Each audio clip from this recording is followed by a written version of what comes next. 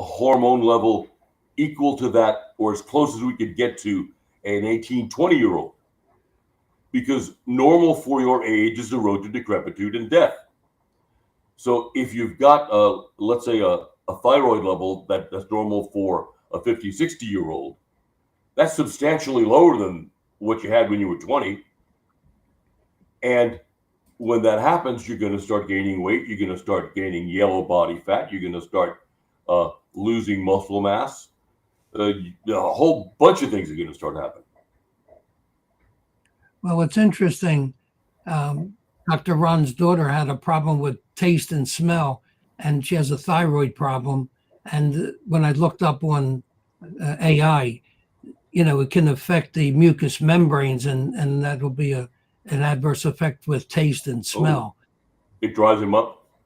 Yeah.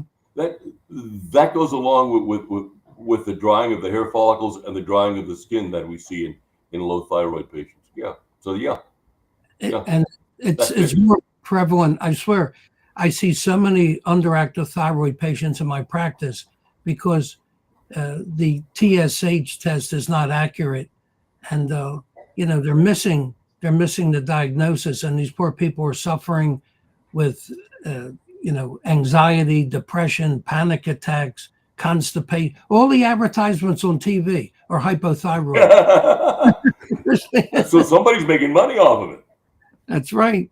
Same as always. Someone's making money off of it. God help us all. Follow the money. Yeah, there's also a joke, the myth about eating high cholesterol foods is creating a problem. Can you comment on that? Again, we make 60 to 70% of our own cholesterol. Right. Dietary cholesterol is a minimum cause for our total cholesterol. If we, as is evidenced by the drive to lower it below 100, because you can have all the low cholesterol diets you want. You can be adherent to it. You can take your polyunsaturated fats, not eat meat, not eat eggs, not eat dairy, eat mainly leafy greens and beans and whatever else, just like the vegans do, and still have a high cholesterol because of your liver. Now, having said that, we need to touch on the studies that shows, and all of the long-term health surveys, the ones that both of you have sent me this week, and the two that I am most familiar with, the Hawaiian Men's Health Survey and the Nurses Health Survey, with multiple thousands of test subjects over decades worth of the data. And in every instance, in every health survey, the lower your cholesterol, the faster you die. The lower your cholesterol, the faster you get dementia. Matter of fact, in the Hawaiian Men's Health Survey, the fat eaters and the coffee drinkers hardly ever got dementia. And if they did, it was 10 years after the non-meat eaters, the vegetarians, and the non-coffee drinkers got dementia. They were getting dementia in their 60s. The few of the meat eaters and coffee drinkers that got dementia didn't get it until their late 70s. Yeah. Dr. Wong, could you comment on the fact I think the body does not have receptors to pick up cholesterol levels? Is that correct? That I'm not familiar with. Okay. That I am not familiar with. I'm sorry.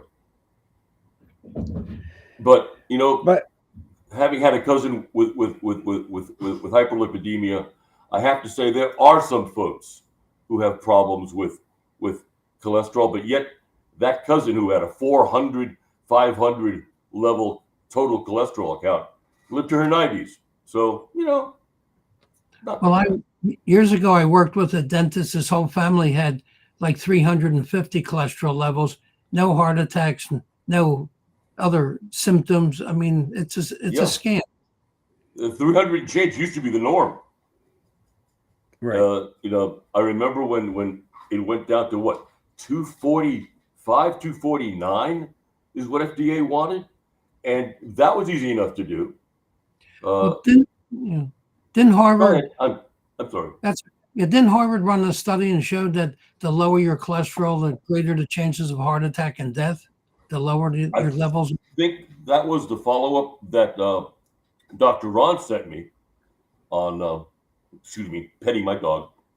The follow-up that Dr. Ron sent me on the Framingham study, and they apparently, like 15, 20 years later, took a look at the data.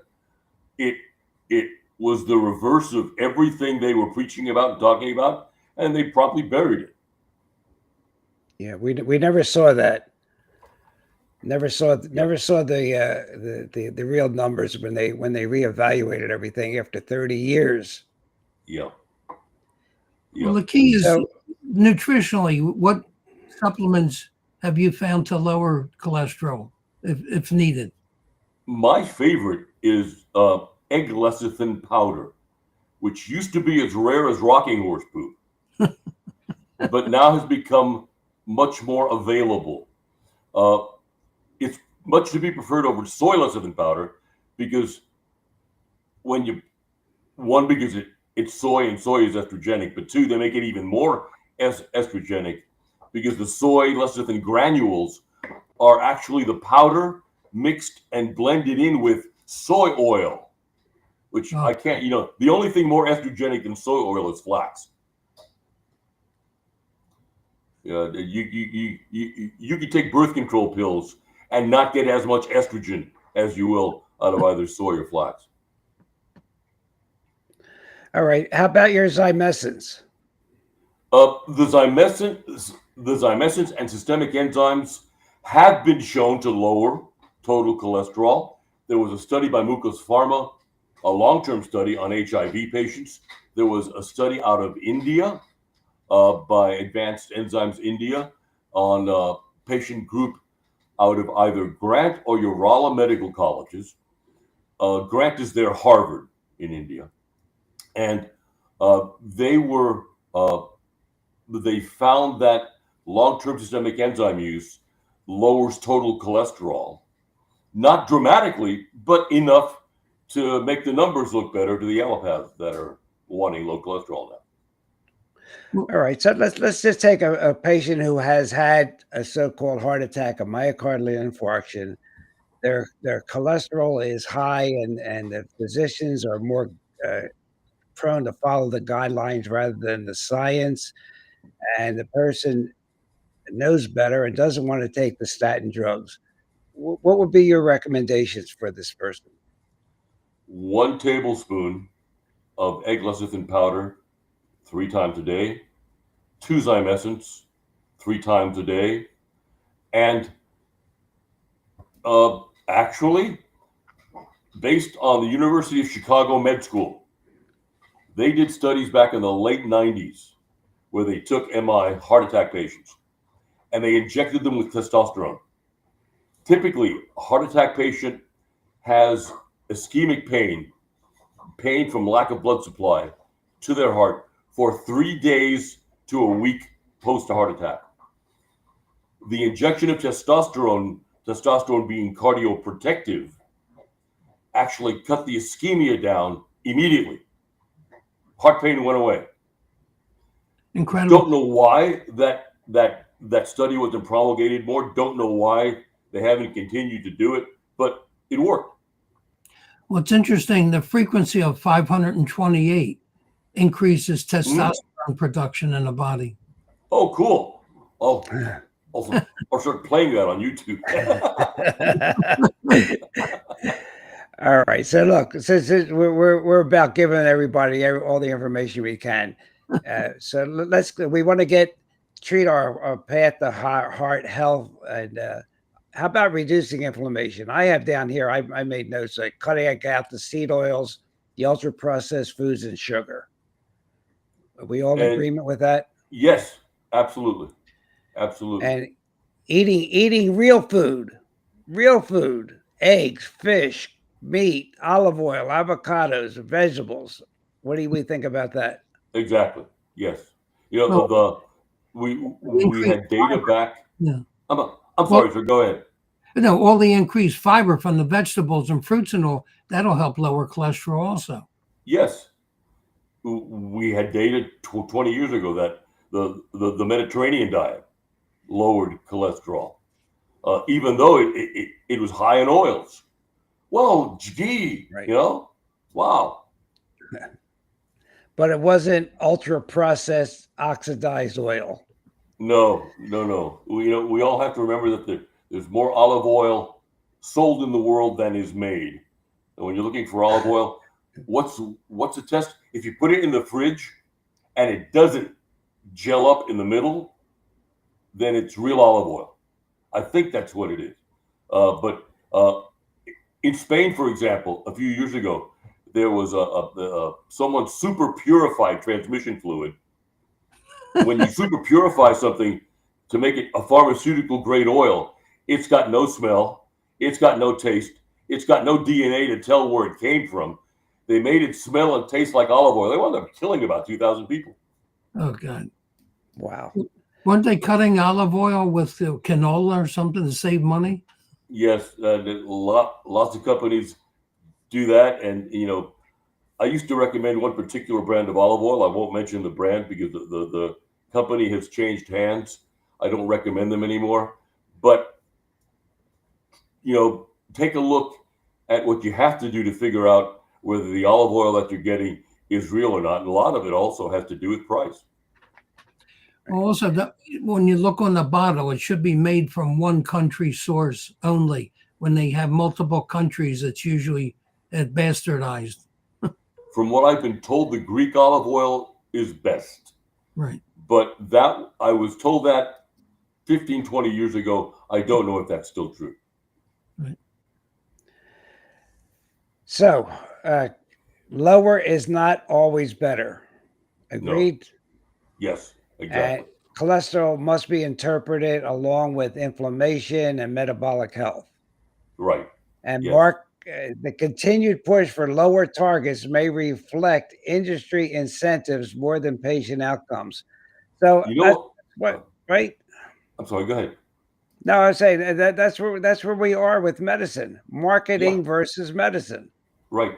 I would love to see a study where they took low cholesterol patients and high cholesterol patients and they did something like C-reactive protein and CRP test to test for their levels of inflammation There and you see go. where each one is at. Because There you go. you know that the low cholesterol folks have higher levels of inflammation. And systemic inflammation is what actually kills us all because it builds up fibrosis in the internal organs. The internal organs shrink and diminish in function. And that's one of the things of planned obsolescence that helps to kill us. Well, the big problem is if they advocate all this good stuff, the advertising budgets from the TV shows will go way down. Then we won't have as many dang commercials to look at. Well, I keep going back to that Framingham study because it really thinned the herd out by giving some really bad advice. And the Framingham, I read a quote here. It said, the Framingham flip shattered the cholesterol myth.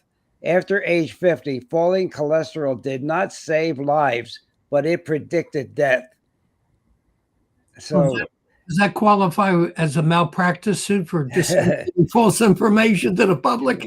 boy, what it did.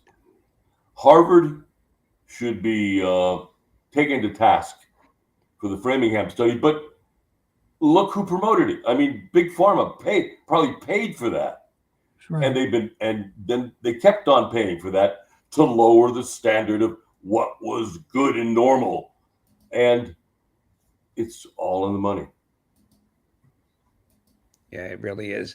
And it gets me upset that the cardiologists are just on the path of giving drugs and drugs and drugs based on numbers, not on science and not on examining their patient, which they are obligated to do no harm. All they know is get the prescription pad out, write a prescription, and if your number doesn't come down, they yell at you. So those are the guys who care more about their golf games than their patients. Yeah. So the takeaway message is, if your doctor tells you to take statin drugs, you say no to drugs. You better leave that practice quickly. Absolutely. Walk out the door and find another doc. Yeah.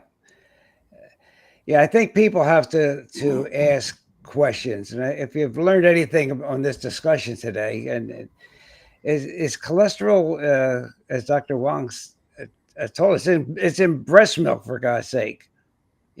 Ask questions about your cholesterol, and if you're over 50, there's probably no reason for you at all ever to take any of these drugs, because the Framingham flip proved that there was no increased overall mortality either with high or low cholesterols. In fact, falling cholesterol levels were directly associated with a higher mortality. That's from JAMA. Yes. Gee, so right. And I know Dr. Wong is quite familiar with that.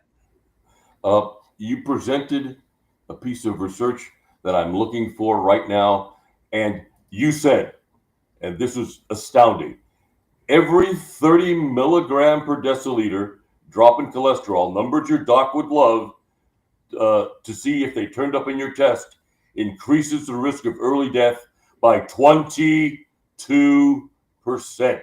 Wow. Wow. When you sent me that, I was just astounded at that number. Well, the interesting thing, was it the Price Pottinger Institute? They say the normal cholesterol is anywhere from 200 to 250, which coincides with your age plus whatever the cholesterol level is. It's just a big scam to scare the daylights out of people. That's all. Yes. Well, exactly. Yep. I like Dr. Gerry. Next time you're prescribed a statin, say no to drugs. Right. I had one too. The next time someone tells you your cholesterol's too high, ask them, too high for what? For drug sales or for my health? Exactly. Yeah. Exactly. Now, one more point I want to make. This used to be taught in school, hasn't been in decades. Under 180, you usually don't make any hormones. So they're not only trying to increase the death rate, they're not only trying to increase the number of customers, i.e. patients they have, they're also promoting infertility. So it'll make you into a eunuch if it's down below 200, right? Yep. Wow. I was a 1990 naturopathic convention in Phoenix. I was bragging to a doc that my total cholesterol was 160 something. And he said, "So how's your sex life?" And I went, "Huh? How's your sex life?" He said.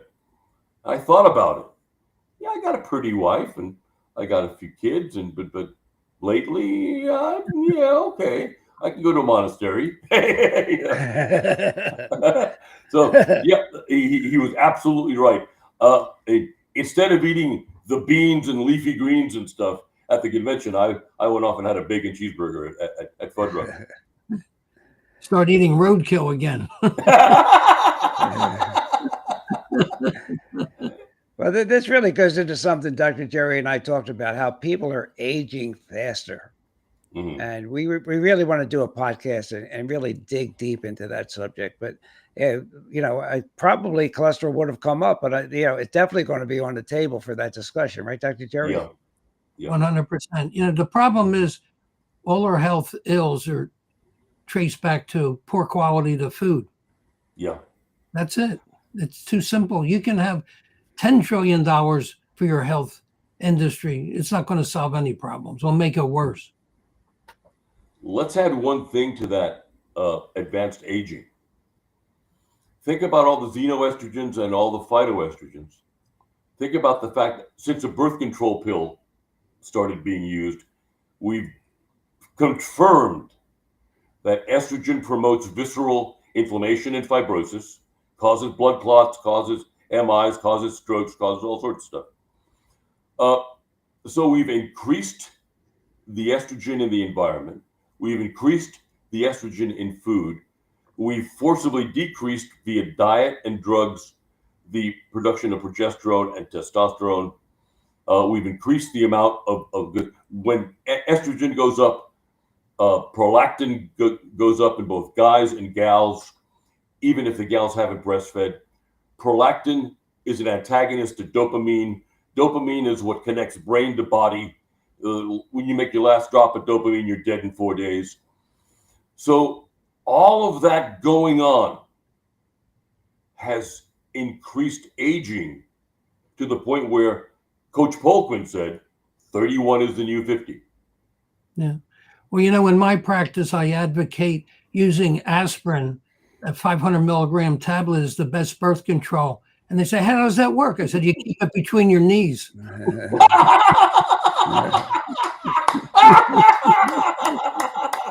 Oh, that's wonderful. That's Works wonderful. every time and no side effects. Well, I think we really brought some interesting topics to the table today. And again, work with your doctor, but he's not a god. He may be making some money. I happen to accompany a woman to a cardiac examination, and the physician was just upset with her LDL levels and recommended a product called Leqvio. And when I got into this and looked at all the studies, 99% of the researchers either owned the stock or worked for the company that made it.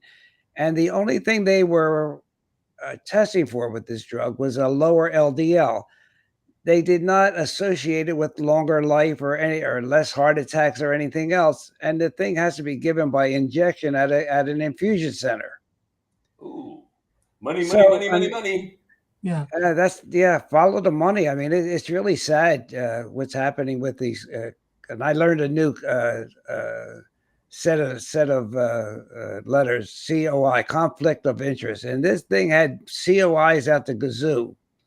Yeah. Well, isn't the LDLs the transporter for chemicals in the body? Well, it transports the cholesterol and toxins around the body. It sure does. And protein. So the more toxic, what, the higher your LDLs are going to be. Yeah. Yeah, that's why we try and talk about getting to the root cause. What's causing the cholesterol to be high? Just cholesterol is not a disease. Exactly. So even a dog do us. I think the UPS guy is coming up, so the dogs are going to be barking. Well, Dr. Gerry, do you have anything else for Dr. Wong? I mean, I think we're bringing light, and that's the whole purpose of this live stream. Bring subjects to light that other physicians are afraid to talk about. Well, and as you always say, you have to be the CEO of your health. You have to spend a little time, do a little research to educate yourself before you acquiesce to what the great white gods tell us. Yeah. We shouldn't see docs as the Pope, as God, as Gabriel, the messenger angels, or anybody else. We should see them as human beings, and we should see them for what they do. I know a good many cardiologists who have their patients on some really good stuff, including my enzymes. There are good docs out there, but unfortunately, the majority of them are not. They go to med school for all the wrong reasons. Yeah, and they're 20 years behind the literature, at least. Yes. I keep on telling folks that veterinary medicine is 30 years ahead of human medicine. The stuff that they're using now in some parts of veterinary medicine won't come into human use for 30 years. And when they do, like ivermectin, they'll face an awful lot of resistance because they do an awful lot of good. Yeah. All right. Well, ladies and gentlemen, you've been listening to the Real Health Rebellion Radio with Dr. Gerry and myself, Dr. Ron, and our always present Dr. Will Wong. He's really always adds to the discussion. And I want you to, my take on today is cholesterol derangement syndrome is not a disease. It's a marketing invention. If you've been labeled with it, now you deserve the truth. Yep. So And we're not going if to. you're labeled with it, be proud because you're making hormones. Your brain won't Yeah. go, south on you. Your nerves will work. Your liver will work, and you'll live longer. And you'll be able to go to all the people who told you to take anti-cholesterol drugs. Well, my father lived to 102. My mom lived to 100. Their Cool. cholesterols were over 300. I'll just say that much. And Pop was climbing ladders at 102.